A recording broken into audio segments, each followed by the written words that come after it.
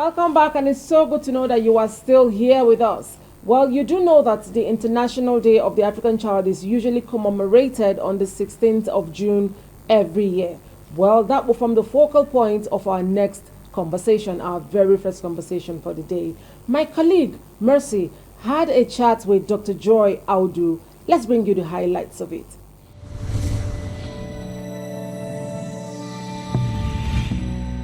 You're welcome, Ma. Thank you. We are diving into ensuring fundamental human right for the African child. So it said that children are the future of our nation. How important it is to prioritize their well-being? Thank you. Children are the future of the nation, and if we don't prioritize them, then we have a lot to deal with. Exactly. You and I were once kids, and growing up, you have your dream, you have your aspiration, you have what you want to do as a child. And today, there's no nation that thrives without the children. And so if you don't invest in them, in their well-being, in their education, in their life, if you don't prioritize what they do, then you have a problem to deal with in the future. And right now, you can see that any child that was not raised well, any child that was not brought up well, when I mean brought up well means physically, psychologically, educationally, health-wise, you can see that when they grow older, they have a lot to deal with in our society. For example, if a child is not well educated, where do you think you find them? Unemployment, poverty, and you can see them on the street. If a child is not well cautioned about their health, practicing bad habit and teaching them the wrong thing, where they have to pick up things from the street, where they are not invested in educationally and emotionally from home, what do you find? Then you find people on the road stealing, you find people on the road committing crimes in the society. So fundamental human right is the right that every child have the opportunity to thrive educationally, health-wise, psychologically, and otherwise. So walk through any major Nigerian marketplace, and you will find children who should be in classrooms carrying goods, hawking, some are even dodging, trafficking. And at what point does our silence about child labor become our endorsement? All right, thank you. When you keep silent for a crime, tomorrow it becomes a big problem. And whatever you ignore, tomorrow will come to fight you.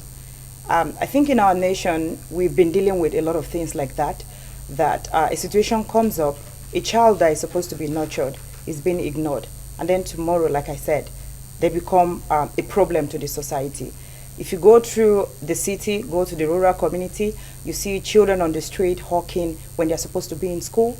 You see children begging when they're supposed to be in school. You see children sitting, and you don't even know what they are doing. Some children are just roaming the street. And if you catch them and ask them what is wrong, some of them will tell you there's no food at home, and so they are on the street. They need to beg, or they need to carry load for people for them to find something to take home. Or there are some of them, I think their parents send them out. And yes, you see by the roadside, one or two will come to you and said, where is your mommy? They'll say, mommy is behind the tree. And then when you see the mother, you ask them, ma, what is going on? They'll say, I have 4 children, or I have 5, and I don't have the means of livelihood. I don't know what we are going to eat today, so you have to send the kids to the street.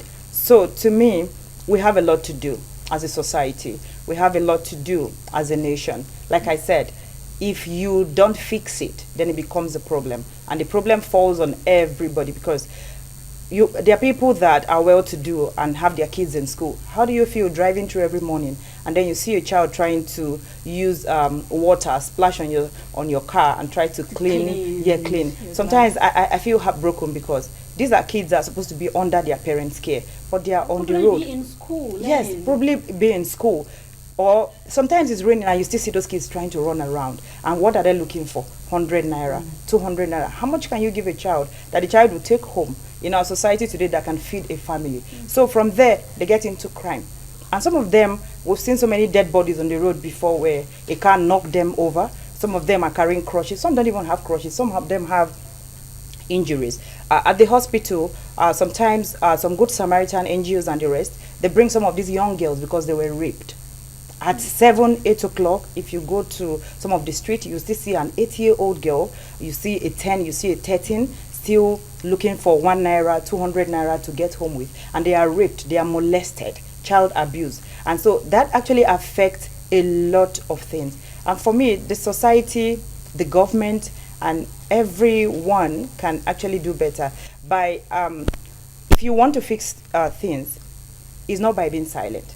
Just because it's not happening to you doesn't mean you should be silent about it. You need to speak up. We all need to come together, speak up, and then take action. Okay, interesting. So, what are your thoughts on how best to tackle child labor? Provide schools. I just wish one day it will get to a point where every child can go to a primary school free. I pray that a time will come where children can go to secondary school and they don't have to pay a dime.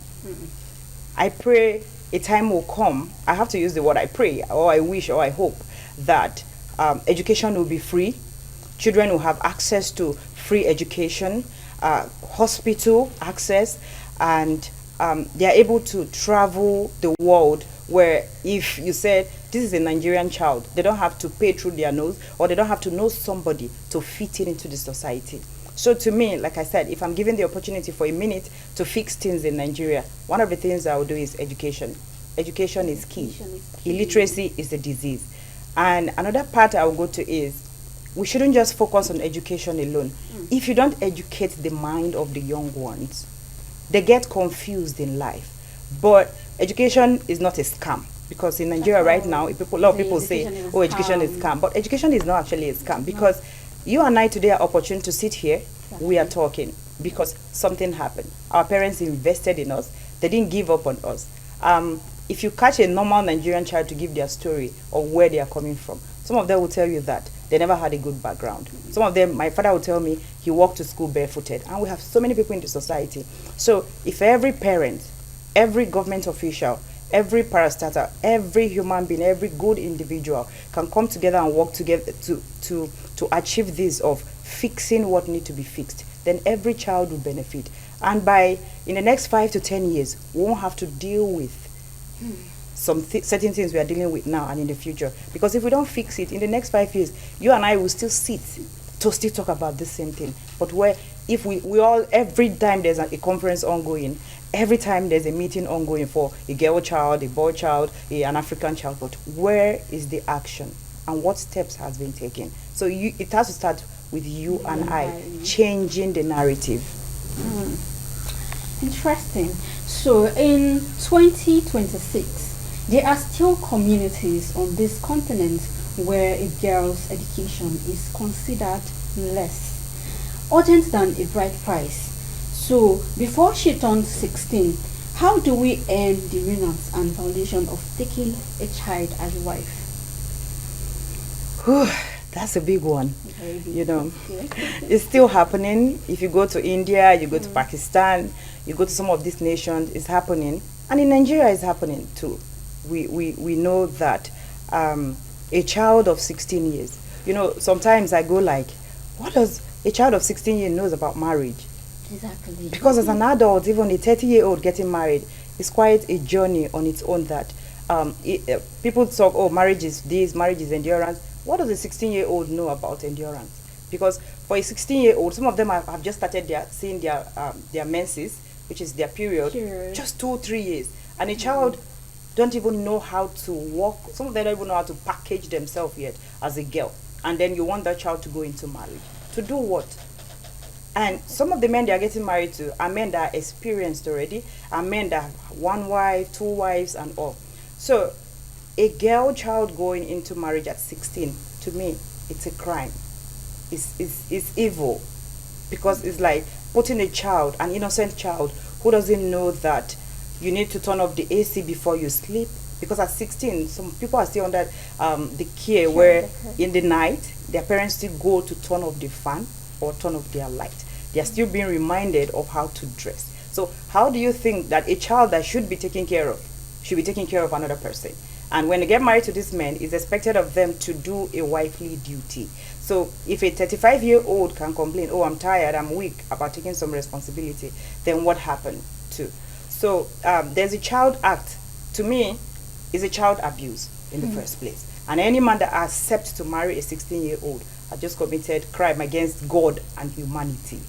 That should be ruled out. It shouldn't even happen. In the 21st century, 2026, we should all rise to fight against it. Every man, every woman should stand up and raise their voice. No child deserves to be married at 16.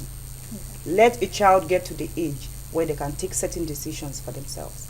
Let a child get to the age where they can stand and say, I am ready. Even though you're not fully ready, but at least you have the fundamental idea of what marriage is before you step into it. Because dragging a 16-year-old into school, the child did not go to school, remember? The child, maybe from a poor background, doesn't even have what to wear. Some of them, the beauty of, they pack all the clothes in the box and give a child. How does the child going to dress up? How will a 16-year-old take care of a 50-year-old man that is diabetic and hypertensive? What is even diabetes to a 16-year-old? And what is hypertension to a 16-year-old? For a child who sits and the father will have to tell you, your hair is rough, take money and go and make it. And some come from a very poor background where the father don't even give them money to, only the mother have to take the pain of reminding, your hair is rough, do this for themselves. So it's a problem and it shouldn't be encouraged. So if you're a man out there and you feel you want to marry a younger woman, please get married to someone who is ready and capable to and have an idea about marriage to be married to, and how getting married at 16 affects our society. Sorry, I don't want to skip that part. Child labor, poverty, mental health issue comes in. Because a child who is traumatized, how do you expect that child to function? That child will not function well. You know why? Mentally, like I said, a child that is expecting daddy to buy biscuits for, you are not expecting that child to cook your meal and feed you and all. So they are affected mentally. And then pregnancy, a 16-year-old. She get pregnant at 16. For a child who just started seeing her period, let's say for those who have menstrual cramp, how will she even start taking care of it? Thank you. Because for menstrual cramp, for every woman, people go through different phases of their life. She doesn't know how to manage her emotions. She doesn't even know what to say or to even express herself to, this is what I'm going through. And as an adult, I still have menstrual cramp, right? And I know what I can do as a person, not just because I'm a doctor, but we discussed it and said, okay, I have mood swing, I have cramps, I have body pain and all. So a child who cannot express herself, get married, what happened? Their mental health is tampered with. And so when they get pregnant, some of them don't even do antenatal. Some of them are kept at home, and the older women tell them that, when I was your age, I got married, and so that. And then the complications that come with early pregnancy. It follows as well. Yeah. And that child can never remain the same. Oh, never. So, to the African child of today, what will be your message of hope for them? Okay. I have a special message I wrote down for the African child, because I am one and you are one too. So, to the African child of today, you are valuable, you are capable, and your dreams matter. Never allow your current circumstances to define your future. Your voice deserves to be heard, the rights deserve to be protected, and your potential is limitless. Continue learning, continue believing in yourself, and continue striving for excellence. There are people working every day to ensure that you have opportunities to succeed, just like we are doing right now. Yeah. The future of Africa is bright because it is being shaped by children like you. Stay hopeful, stay courageous, and never stop dreaming.